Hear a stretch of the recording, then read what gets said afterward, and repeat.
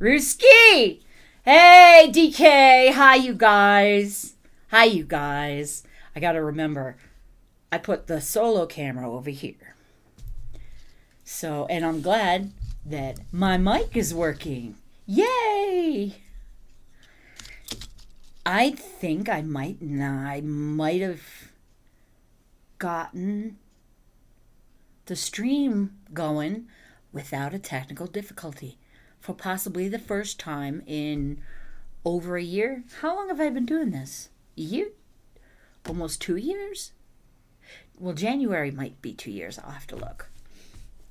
But just want y'all to know, I got a land shark in the friggin' house, and he missed the toy and bit me instead. Ow. Mr. Teddy is over there in the playpen. Pardon the books in the back there. I'm trying to get everything situated. I want to talk about something that is probably not something that veterans consider. And this is the book that I was talking about. And the author is a friend of mine. And just to show it to you, because this is what was in the thumbnail, there's something in here that I really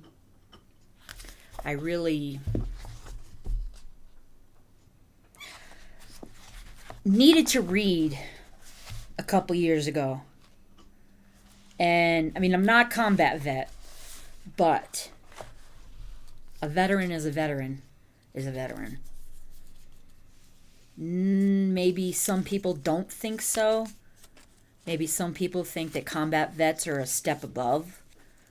But when it comes down to it, we all started in the same place. We all signed the same paperwork. And we all ended up getting our bodies broken and freaking busted all to hell. So, now people walking by, I should have closed hold on. Close the curtains. Did that mess with the light? No. Yay. Because every time somebody walks by, I'm going to see it out of the corner of my eye and I'm going to look. So, are you eating now? Is that what you said, DK? Because I'm rusty on my Spanish.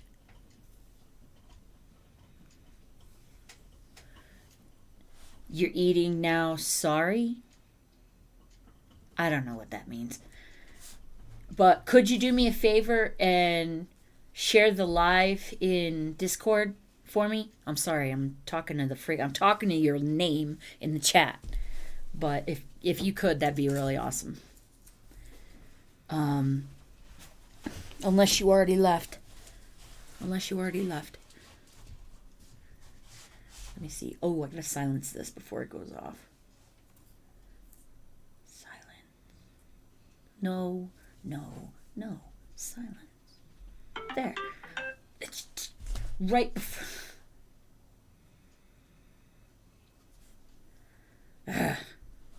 Anyway. Oh, boy. So, it's something that we don't think about. We don't talk about. I don't think about it. I don't talk about it.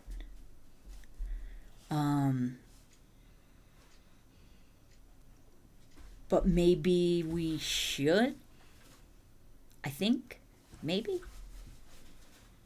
Craig, what's up, my bud? Good to see ya. Please, if you could, hit the like on your way in or out, whichever. I'm trying to grow. 698 subscribers. I cannot believe it. Ground Crew is growing. Big time. So, let me check some stuff. Am I talking? I'm talking to the wrong freaking camera? No. Okay. So, the book this is a friend who was actually started out, he was actually my counselor. This is him. He's a NCO and 22 years in the Army. Senior NCO, and he was very pissed off about what happened to me. And he said something that I appreciated that I never thought I would hear. He said he was sorry on behalf of all the senior NCOs. And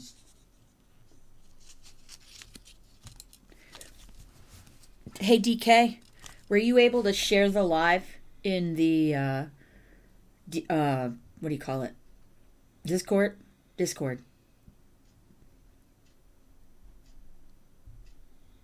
If not, that's fine. So in this book, the chapter is Military Veterans and the Doomsday Clock. He writes that it's not very long. But like I said, this was from a few years ago. Well, at the 2016 Colorado Mental Health Professionals Conference, I had the opportunity to hear Dr. Irvin Yalom, probably said it wrong, speak about his career, psychotherapy, and existentialism. One key point that I picked up on out of many is that clients in therapy often do not approach, consider, or talk about death and mortality. Not so with veterans. I'm kind of, I try not to. I'm different. Y'all know I'm different. He says, I'm intrigued by the idea of the Doomsday Clock. The Bulletin of the Atomic Scientists puts out periodic updates to this metaphorical clock, indicating how close civilization is to destroying ourselves through dangerous technologies of our own making. I'm curious now with AI where it is, but I digress. I consider the idea that we as individuals have our own conceptual doomsday clock, how much we are aware at any given time of how close we are to our own death. While not a perfect correlation with the actual doomsday clock, we as humans are sometimes more aware and sometimes less aware of our own mortality. There are times in our lives when we are acutely aware of how close to midnight that we are. These often happen when we're faced with reminders of our mortality, such as a near-miss accident, natural disasters, or serious illnesses from which we recover. Sometimes this happens in the natural course of life, through milestones, the birth of my children, and reflecting on, not my children, his children, reflecting on the birth of his children, makes him consider the miracle and fragility of life. Attending funeral services, wakes, and memorial services also remind us of the fleeting and transitory nature of life. Sometimes we are hours away from midnight. He writes, I know I was at age 22 and feeling 10 foot tall and bulletproof. And sometimes we are minutes away from midnight when we realize how essentially temporary our lives really are. In his book, The Schopenhauer Cure, probably killed that too, Dr. Yalom describes a successful, compassionate therapist who is diagnosed with terminal cancer and spends the last year of his life doing what matters most to him, helping others. At that point, when we inch closer to midnight and we are aware of that fact, is when we can truly start to appreciate and participate in life. In Love's Executioner, Dr. Yalom writes, a real confrontation with death usually causes one to question, with real seriousness, the goals and conduct of one's life up to then. So also with those who confront death through fatal illness, how many people have lamented, what a pity I had to wait until now when my body is riddled with cancer to know how to live. That's Irvin Yalom, and the book is Love's Executioner. Which, considering what I just wrote and the title, is very interesting. It doesn't really match up. Jamie! Sister, how are you?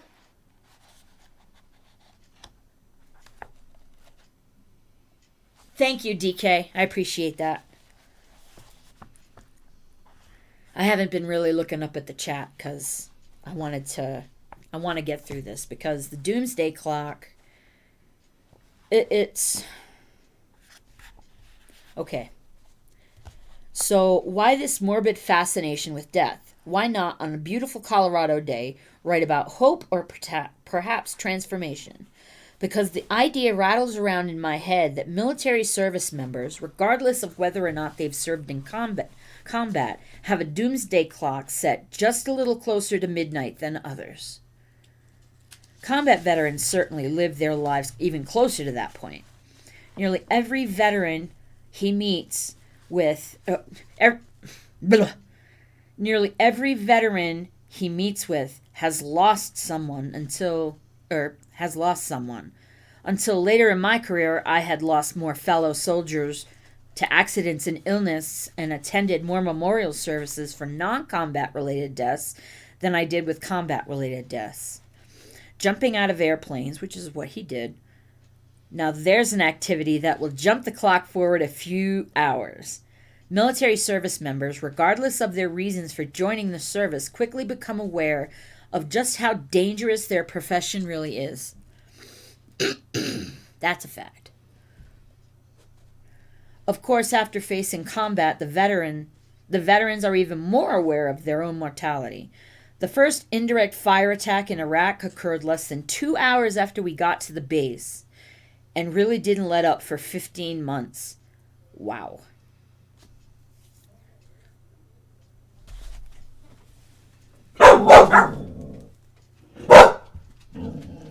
The Amazon guy is skipping down my walkway with earbuds in, yakking. That was weird. Let's get back. Woo. He's still in the hospital? All right. Well, hopefully. Yeah. Same, DK. Pen! Stop! She heard the jackass yakking. The fuck is he still doing there? He's just sitting there talking. Anyway. Okay. The sooner that a combat veteran becomes aware of how close they are to midnight, the more comfortable they are to working within those time frames. And unfortunately, some veterans even try to push the hands of time even closer. Maybe they're not aware of it until someone points it out. Maybe they're not comfortable talking about it, especially with someone whose doomsday clock is set to 2 hours before midnight. What? Come here. Come here. You already were outside. I made sure everybody got done. Mr. Duke. Queenie's not here. Ted.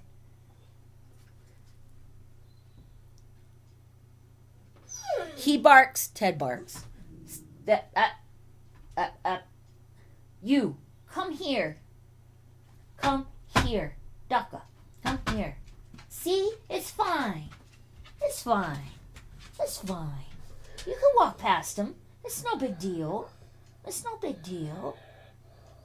It's no big deal. So, I'll talk to you guys later about what's going on with Duke. He's alright. He's alright. Nothing serious. But it's very strange. Odd. Weird. They need to get him off the chemo pills. Oh, yeah. They mentioned immunotherapy a few months ago, but still. Yikes. DK. Wow. You didn't even think you'd see 30? Wow. I'm curious about that. Big time.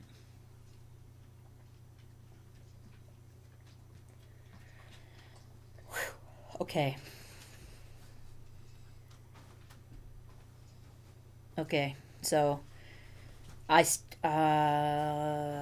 right, maybe they're not aware of it until someone points it out. Maybe they're not comfortable talking about it, especially with someone whose doomsday clock is set to 2 hours before midnight. Maybe it's because of the fact that many of their friends have reached midnight and continue to reach midnight year after year. We sometimes have the opportunity to see someone else's doomsday clock and understand exactly how close to midnight they actually are. Viktor Frankl, in Man's Search for Meaning, it's a book, describes how he knew that a fellow prisoner had given up on life. In the concentration camp, cigarettes were a form of currency for most prisoners, bartering objects that provide respite or sustenance. He said, the only exceptions to this were those who had lost the will to live and wanted to enjoy their last days. Thus, when we saw a comrade smoking his own cigarettes, we knew he had given up faith in his strength to carry on, and once lost, the will to live seldom returned. With everything, though, there is a balance. With someone so close to midnight, if they become aware of it, they can choose to actually live. Hey, Chill Rock, what's up? How you doing? 700 soon. Probably not gonna happen for what? Dude, get your nose out of trash can. Oi! No trash can. Put that top down. What are you doing? What are you doing, knucklehead? Walking around sniffing. Come on now. With everything, though, there is balance. With someone so close to midnight, if they become aware of it, they can choose to actually live. I'm not talking about recklessly sucking the marrow out of life or cramming an immense amount of pleasure into the draining seconds of life, but to acknowledge that with the limited time we have on this planet, we can choose to do things that make us more fulfilled. If you're a veteran and disagree, then great. I'd love to hear about it. I would, he would. Many veterans I've talked to, though, recognize this idea. It doesn't make them morbid. It doesn't make them crazy. It makes them human. There's nothing wrong with being a little bit aware of your own mortality, unless you take it too far and midnight comes sooner than it's supposed to by your own recklessness and carelessness. If you're not a veteran but work with one or have one in your family, perhaps this is a small amount of insight into their mindset. Maybe this is a chance to become aware of their doomsday clock, to understand in a small way how they think and what they feel. Being aware of our own mortality can be both a blessing and a curse. Like many things in this life, and like many things which it is for us based on our own, and like many things which it is for us is based on our own internal point of view. So,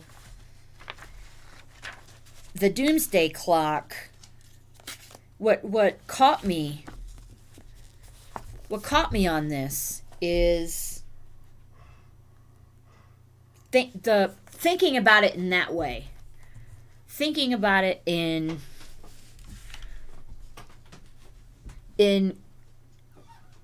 the ways that clock that you can see. I wonder where we are at right now. Now I'm curious and I forgot to look.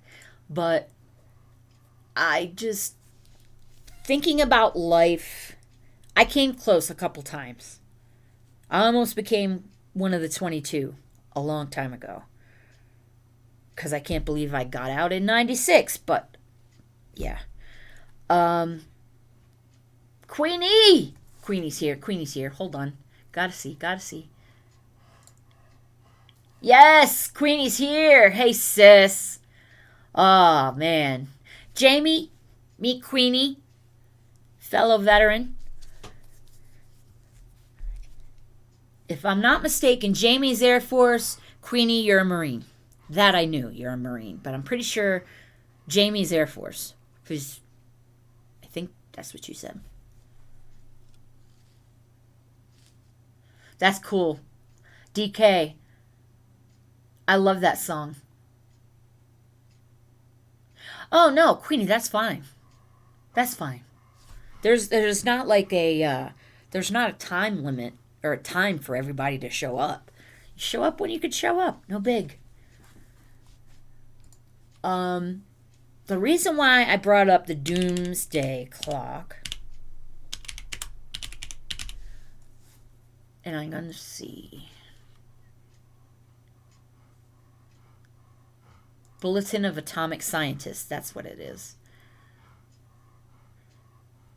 It is still 90 seconds to midnight.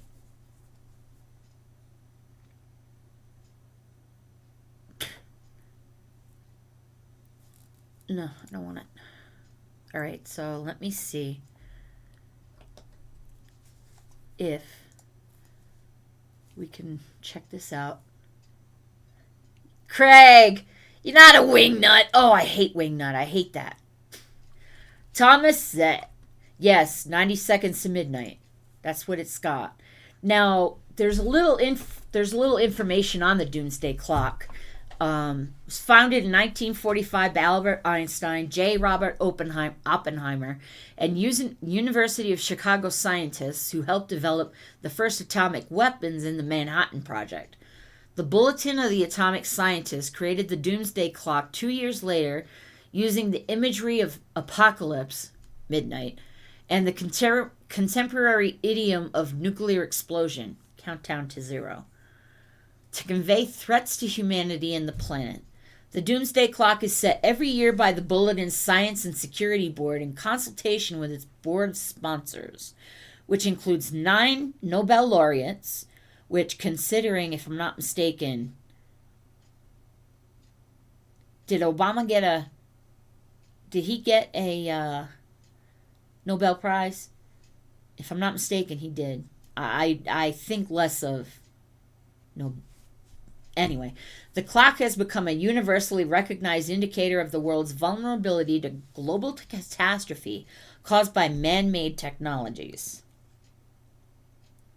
Yeah, it's a term of endearment for you, but I didn't,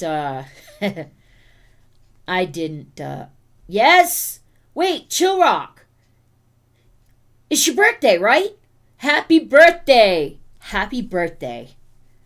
Ah, that's so awesome. I watched the video. I completely forgot. Ugh. I remember a year ago, I sent you that laptop, remember? And it turned out to not be working. What a pain in the ass. What a dud of a birthday present. So, on this, I don't know if this is big enough that you guys can read it. Oh, Daddy's sleeping. So, it's still 90 seconds to midnight. I know that's big enough. Ominous trends continue to point the world towards global catastrophe. The war in Ukraine and the widespread and growing reliance on nuclear weapons. Widespread and growing reliance on nuclear weapons. Who the hell is relying on nuclear weapons? This has got to be a lefty that wrote this. Increase the risk of nuclear escalation. China, Russia, and the United States are all spending huge sum. Let me see the date of this. January 23rd. So, it's this year. Does this sound off to you guys? Everything I just read? Does that sound off? Yep. Look. In 2023, Earth experienced its hottest year on record, and massive floods, wildfires, and other climate-related disasters affected millions of people around the world. Meanwhile, rapid and worrisome developments in the life sciences and other disruptive technologies accelerated. Maybe that whole cult of you're a woman if you feel like being a woman. Yeah, that's a little bit of a life science conundrum, don't you think? So, while governments made only feeble efforts to control them, as if you can control floods, wildfires, and other climate-related disasters. This paragraph is just, who wrote this? This is just no. Oh, okay. So this is strange. I'm not even gonna read this. Wow, Thomas. Have you seen that picture? Wow, seeing that, that blast. I can't even imagine how that changed him. That's insanity. Wow. That's crazy. He actually got to. Wow. All right. So I want to go back to something. This is the aircraft I guarded for. This is the aircraft for 2 years. I forgot what I was going to look up now. The hell? Beyond cute my ass. That looks like a hairless rat. I came across this today. I've been kind of. Hubs is a Marine. Yes, Hubs is a Marine. I'm sorry. You're Coast Guard. I'm sorry. I am so sorry. I should have remembered that. Oh my gosh.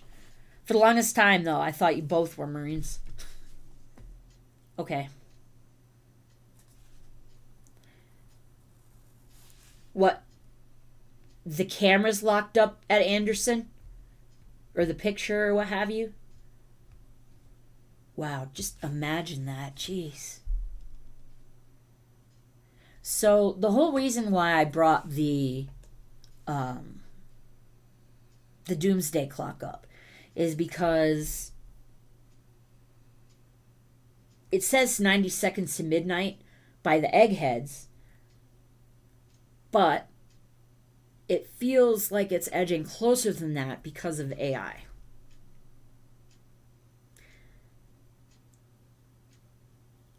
I don't know what's going to go. This is what I wanted to get. That's what it was. Tucker Carlson.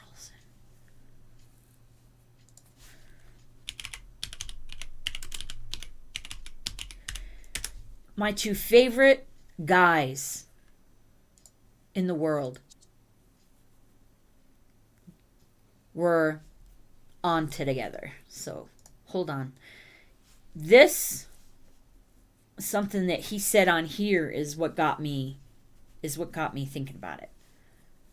Or thinking about stuff anyway. Wait. DK. Isn't everybody obsessed with tacos? Except me?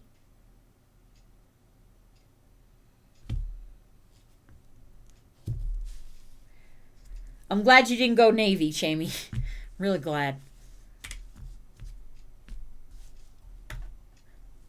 There we go. I fucked up. There's always it's not one of my streams if I don't fuck up.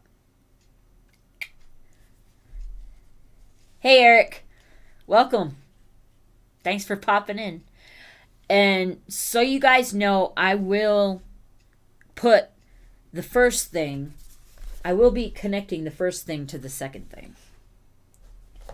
To this second thing. Are my absolute favorite guys. They are just. I've listened to Mike Rowe sing opera. Holy shit. Just saying. You knew he sang opera, right? Hi, Ray. Me 6. That's funny. You asked it. Wow. That's crazy. Thomas. You actually saw that?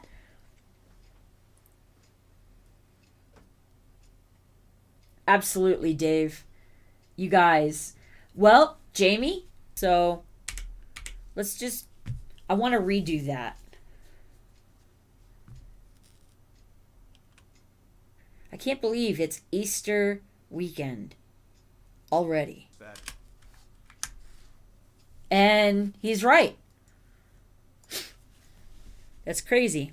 So let me connect the two things that I was talking about. So the Doomsday Clock and veterans' perception of it is a connection in a veteran's mind. You know, how we see things.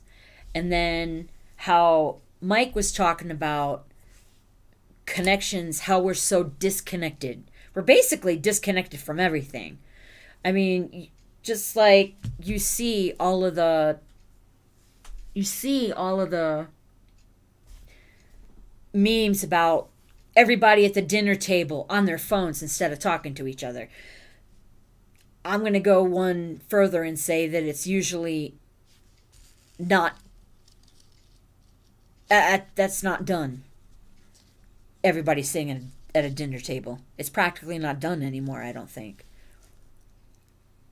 Sorry. I've been getting lightning bolts. Even through the gabapentin, I've been getting lightning bolts. Frigging nerve pain. I hate it. Okay. So, I almost derailed myself like Iron Comics used to do. So, the connection with mortality, but the disconnection of everything else. The juxtaposition is crazy to think about because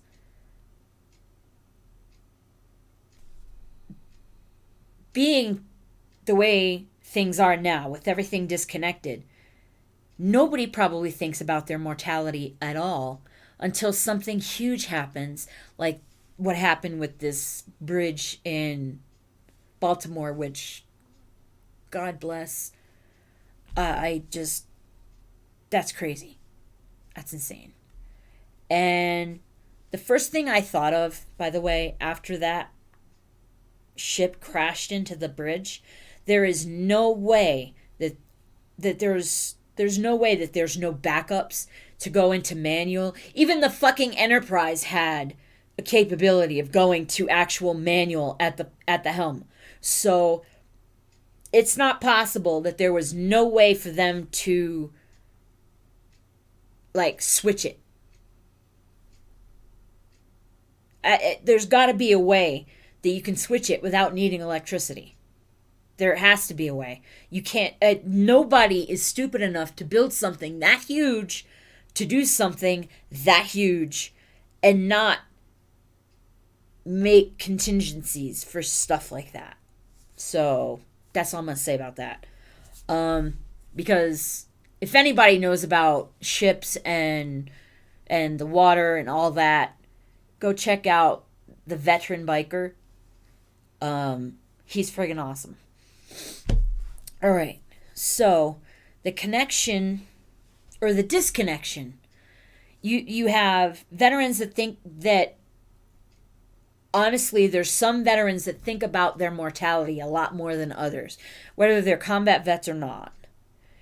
And it's hard to, I'm trying to word this correctly and it's not coming together in the skull.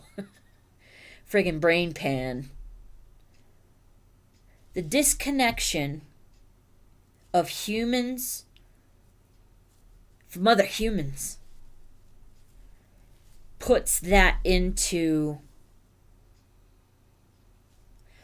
another way of looking at it. It's the words are there, but they're not processing. And I hate when this happens.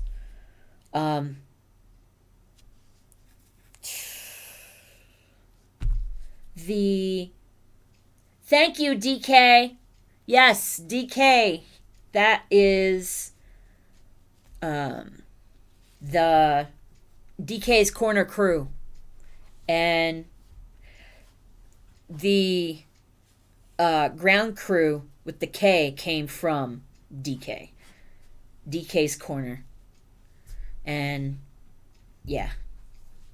So it's kind of a slight of a shout out to DK. But anyway, I digress. What is it with the words? There's a connection Yet there's a disconnection. Humans are practically not connected anymore in any way, shape, or form. It's all through technology now, it seems like. And it shouldn't be that way. The Doomsday Clock is there for everyone.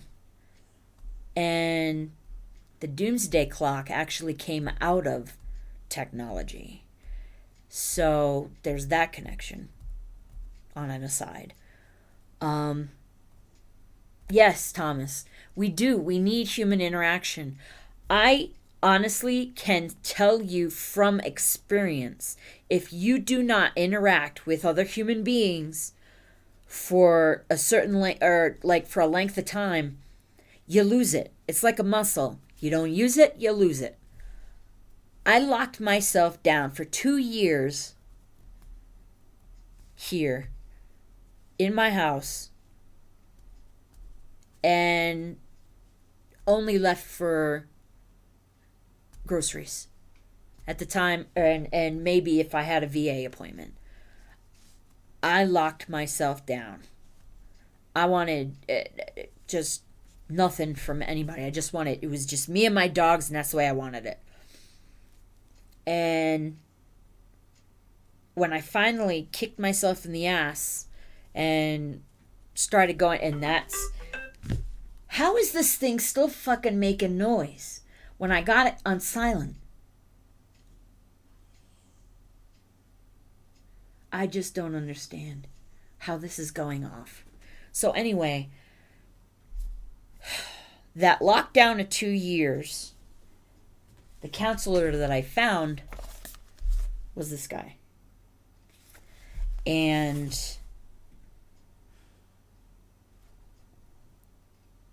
that was that 2 years. The first time I actually went out and somebody talked to me when I went through the door to that appointment, I didn't know how to respond. I just nodded. I actually didn't know how to respond. Because at the time, this, what do you call it? DK, exactly. I'd rather be around my animals anyway. And fellow veterans that are just as I am. But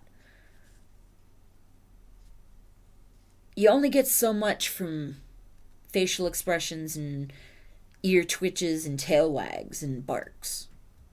Because Duke has different barks for pretty much everything. And that was it. That was all it was. And I didn't, like I got derailed. There wasn't anything like this, all this Zoom shit and all that. This was 5 years ago now, I think. Shit. I call this retirement brain. I can't remember shit. But the connection was still kind of there with people because Zoom and video meetings and all of that shit wasn't going on then. Oh, Teddy Seepin. Penny Seepin. Dukes that were in the living room. Thank you, DK. And I like how you worded that, by the way. The ones that I do care for, I stand beside them. That's a good way of putting that. Because a lot of people say, oh, I stand behind them. But if you're behind them, you're catching them after something happens. At least if you're beside them, you can get in the way or put your arm out to defend. So, hey you, that's Mr. Duke. Hey you. Oh, baby. You alright? You okay, sweetheart? Yeah, Penny's on your bed. Penny's on your bed. Penny's on your bed. Yes, I know. Little Duke. He's Mr. Duke right here. I don't know if you guys can see him. I hope so. Oh, yeah, I know. Life sucks sometimes. Yeah. If it wasn't for this guy, I wouldn't still be here. And back when I almost became one of the 22, before that was a thing, in 1996/7, because I got diagnosed with the MS. Chris, that would be wicked. That would be wicked to have a meetup. That would be great. We've DK and we've been throwing it around rarely, but you guys can see Duke. Yes, I have it up over here because I want to see. Aw, now all you can see is his little tail went away. Aw, there he is. See, everybody can see you now. So let me talk to you about this. Duke's left eye, he has Horner's syndrome, I think it was called. Hold on. Yes, that is what it was. So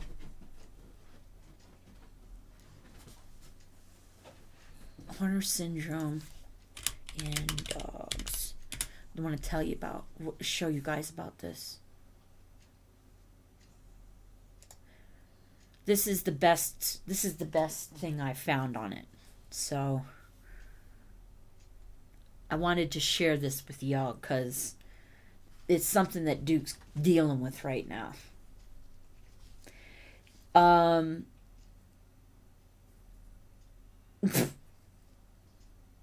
His eye got a little better after the adjustment, but it's sagging again. So I'm pretty sure he has the pre-ganglionic. Wait. How quickly the eye responds to a drug that mimics sympathetic stimulation. No, he doesn't have any of that. I think it has to do with his middle or inner ear causing post-ganglionic Horner syndrome. That's what it was. So Horner syndrome is a non-painful condition where the flight-fight innervation to the eye, sympathetic innervation, is interrupted. The condition usually occurs suddenly, which it did.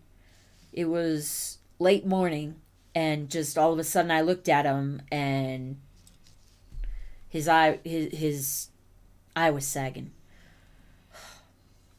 And his third eyelid is partially closed at the corner of his eye.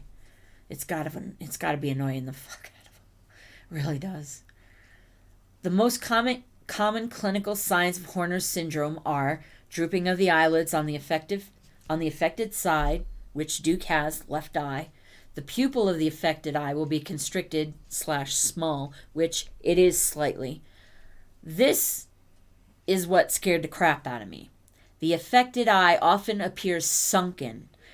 It is pulled back a little bit in his skull, and the third eyelid might appear red and raised.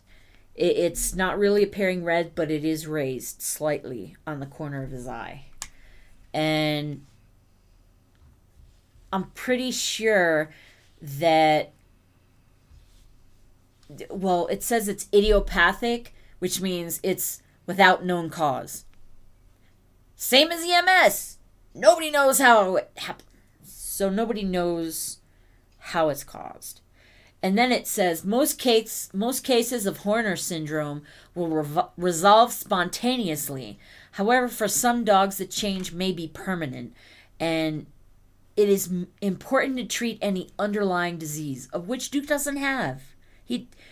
So when we went to the vet, which I took him to the vet yesterday, the eye thing happened late morning the day before yesterday. Tuesday? Wednesday, took him to the vet. Today's Thursday. Yes. he checked his pressures in his eyes, 100% fine. Checked his, oh my gosh, he hated this one test that he did to see if there was, if the nerves were reacting correctly. He would, I'm looking at the wrong camera again, I think. He put a little thingy in his nose to kind of poke, and his reaction, holy shit, he pulled his head back so fast. He did not like that at all. So he had no nerve issues. He looked in his eye. He did a dye to check and see if there was any scratches on the cornea or anything like that, or an ulcer or anything like that. His eyes are fine. It's just that it just happened. And I honestly I thought the worst and thought that he had a stroke because of stress from the puppy. I almost gave Teddy back because of that. But then it was, think, Monday night, and the previous 2 days had been absolutely horrific. Started out last week with a funeral of a friend that I had to run sound and video for, and didn't know how to take it. But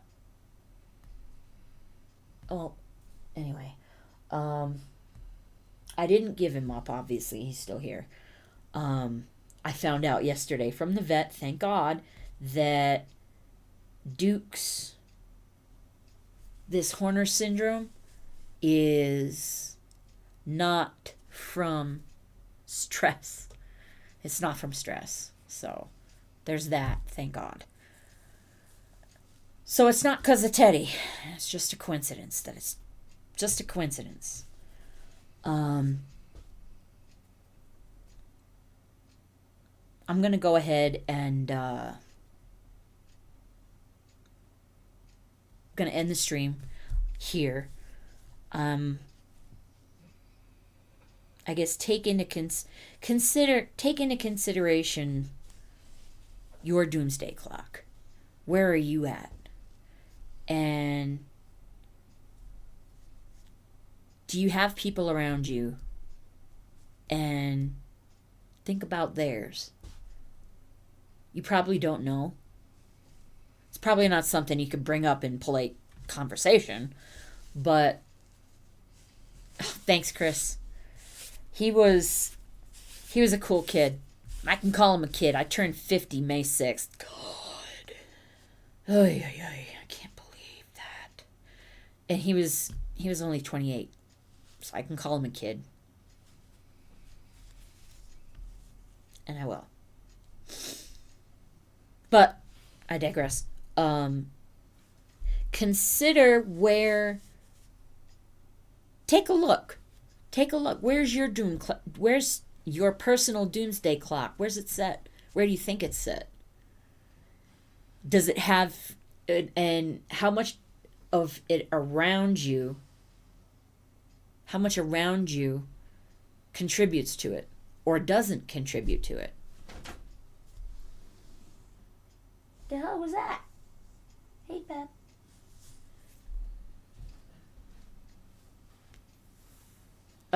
No, Chris, I haven't heard of that. Oh, wow. Cool. That's cool, Queenie. That's so cool. Yeah, that's true, Chris. I don't think many of us in this chat are polite, to be honest. Most people watching right now probably aren't either. There might be a scattered few here and there. But I guess take it maybe as a introspection. Um, Personally, I wouldn't. I'd just say, look around yourself and see what the fuck's going on. How does it affect you? How does it not affect you? How does it affect you? How does it not affect you? Check your six, check yourself, and you guys, situational awareness. You gotta stay on the situational awareness. You gotta stick on it. It's important, no matter what you're doing. Now, I'm not saying to turn into a freaking spastic, oh my gosh, paranoid person, but just keep your eyes open. Shit's been getting strange ever since the corpse in chief came into being. I hope not, Chris. I hope not.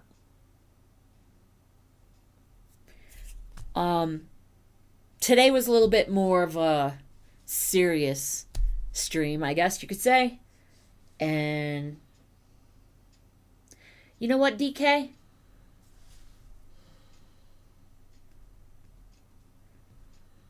That's profound, actually.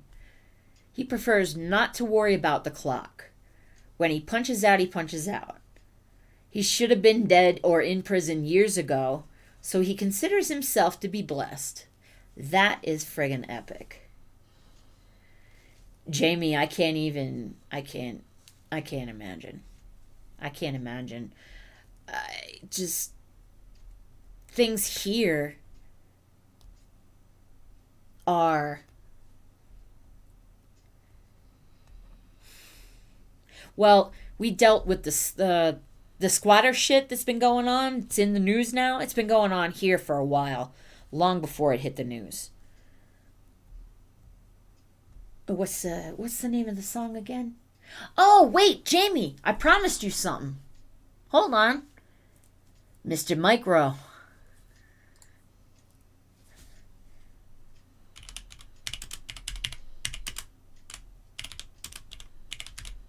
This is my favorite one that he's done.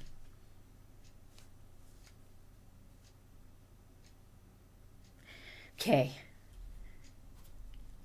This is going to crack you up and it's going to be awesome at the same time.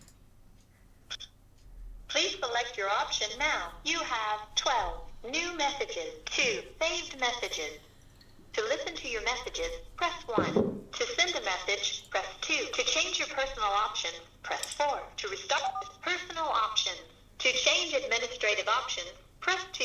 For greetings or recorded name, press 3. To return to the previous greetings. To change your personal greeting, press 1. To create your extended absence greeting, press 2. To change your recorded name, press 3. To record your busy greeting, press 4. To record your alternate greeting, press 5. To establish or change greeting schedules, press 6. To return to the previous menu, press star. To select a standard greeting with your telephone number, which will tell callers you are unavailable, press 1. To select a standard greeting with your name, which will tell callers you are unavailable, press 2. To record a personal greeting, press 3. At the tone, record your greeting. At the end of your greeting, press pound.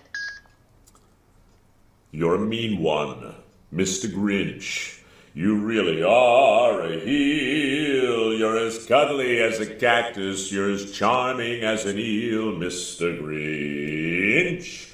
You're a bad banana with a greasy black peel. You're a monster, Mr. Grinch. Your heart's an empty hole. Your brain is full of spiders. You've got garlic in your soul, Mr. Grinch. I wouldn't touch you with a 39.5-foot pole.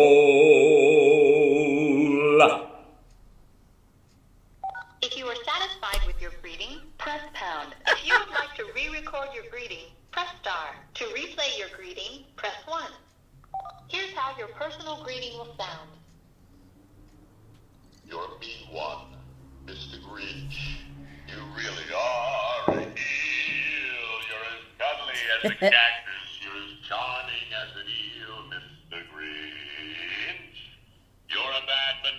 with a greasy black peel. You're a mum. That he did that for somebody that sent him a message. So yeah, Mike Rowe sang opera. The first thing he did was he was the presenter person on QVC. I know tons about him. I love Mike Rowe. He's awesome. Oh man. But with that, I almost forgot, Jamie. Almost forgot. But I didn't forget. I'm happy I didn't forget. Duke. Hey. Teddy. You guys want to see Teddy? He's getting bigger. Teddy. You want to say hi to ground crew? Teddy, come here. Oh, big stretch. Big stretch. Come here. When this dog doesn't want to get up, he just lays there and, like, you try and pick him up and he's like, flop. All right, you. Come here. Up, up, up. Adam, what are you doing? Come here. Oh, Teddy, come on, man. Come on, Ted. You gotta work with me, dude. Oh, I'm just gonna put him on my desk. Here. You want to stand on the desk? He punched me. All right, let's spin you around so everybody can see you. Oh, this way. Oh, this way. Yeah, it's slippery. I'm sorry. Here, up. So, Mr. Teddy. Mr. Teddy. Mr. Teddy. Need a little baby boy. Oh, this is Mr. Teddy. And he is a handful. I haven't had a puppy in, let's see, Penny is almost 10. So that long. Ah, wet Teddy, wet Teddy. No, no, no. Ew. I got a wet Teddy.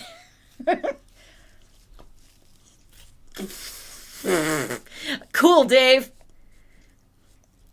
Oh, he gets...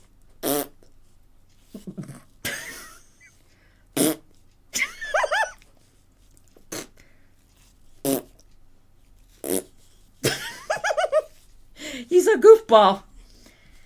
Oh. He's cool. He's really cool. He's a great boy. Duke only tolerates him right now. Aw, thank you, kisses. Thank you, kisses. Somebody's tired. I need to, when I end the stream, I am going to have to take him OUT. What? What?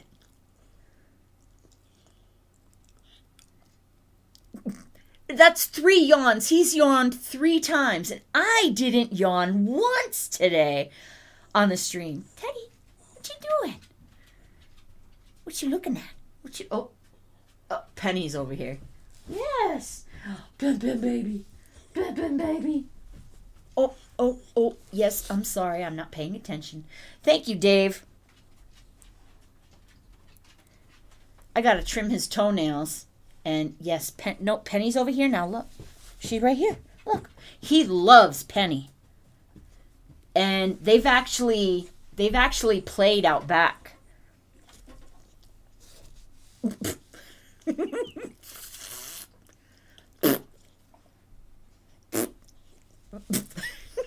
He doesn't like it. You're adorable, you know that? So, I don't know if you can see this right here. It looks like somebody dribbled paint on the back of his neck. He's got this itty bitty little bit of paint, like, looks on his back, on the back of his neck. What? Yeah, it's your tail. Don't bite it. Don't bite your tail. Here's your tail. Here's your tail. Don't bite your tail. Don't bite your tail. Oh, thank you, kisses. I've had to loosen this collar so many times. He's growing wicked fast. Oh, are you comfortable now? Are you comfortable now? Oh my goodness. Oh, what you looking at? What you see? What? What? Oh, out of my... There you go. There you go. So now you can see his chest. He's got speckles like Penny. That's what actually got me hooked, was the speckles like Penny. Because he's got, yes, Dave, I love his eyes. They're the same, almost the same as Aries, the dog that I lost. And, well, what the crap are you doing? Dudes, how is that comfortable, man? How is that comfortable? Hey. Daddy. He's looking for Penny. Penny's right here, and he's like, whoa!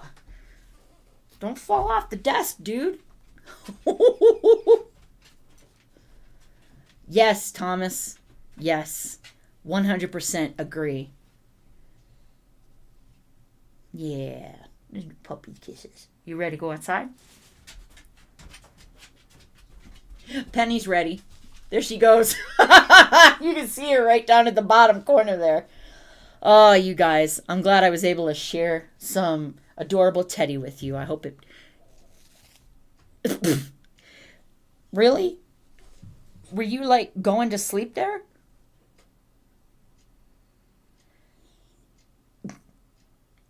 You see his ears, though?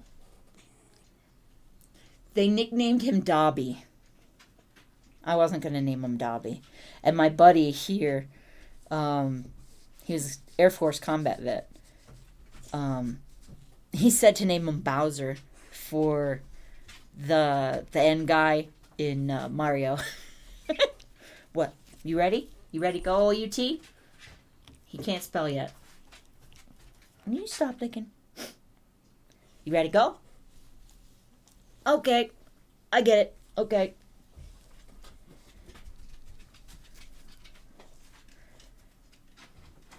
That's so cool, Queenie. That is so cool. I named Ares was the god of play war. He was named after Ares, the Greek. What? You ready to go out?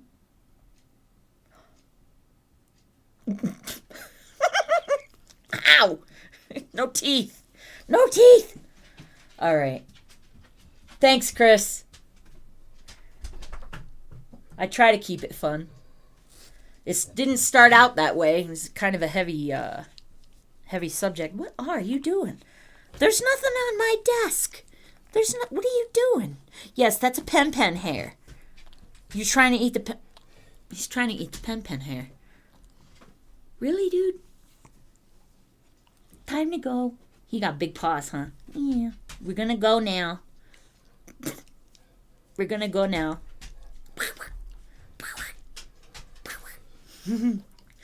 Oh, thank you. Oh. What's up, mister? See if we can get mister in here. You can hear him. I'm being told that it is time to sign off. This is actually the master of the house. I just pay the mortgage. Right? Right, mister? Let me see if you guys can see. No, I gotta put Teddy out of the way. A little more. If you can, no. If you're in Discord, I can send you a picture of what scared me with Duke. Was that night when after the day was done, like around 6:30. Really? I wonder if the microphone picked up that burp. Do you have to burp you like a baby? Do I have to burp you like a baby? Yes. Duke has spoken. Licking my hand.